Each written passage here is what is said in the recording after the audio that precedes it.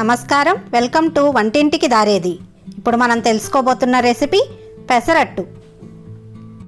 పెసరట్టుని చాలా సులభంగా ఎంతో టేస్టీగా ఎలా తయారు చేసుకోవాలో ఇప్పుడు మనం తెలుసుకుందాం.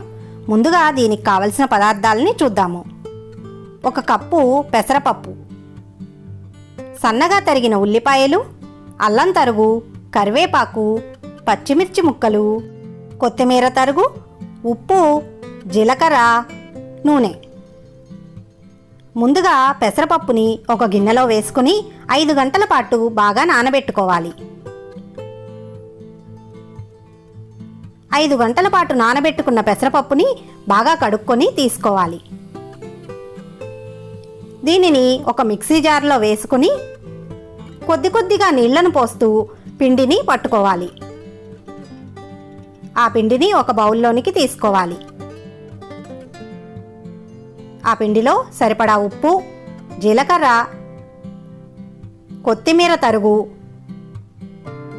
పచ్చిమిరపకాయలు, కరివేపాకు, కొద్దిగా అల్లం తరుగు, వీటన్నింటినీ కూడా వేసుకొని ఒకసారి బాగా కలుపుకోవాలి.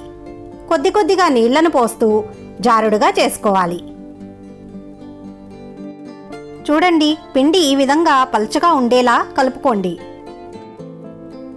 ముందుగా వేడెక్కి ఉన్న ప్యాన్పై కొద్దిగా నీళ్లను చల్లుకొని తడిగుడ్డతో చూపించిన విధంగా స్ప్రెడ్ చేసుకోవాలి.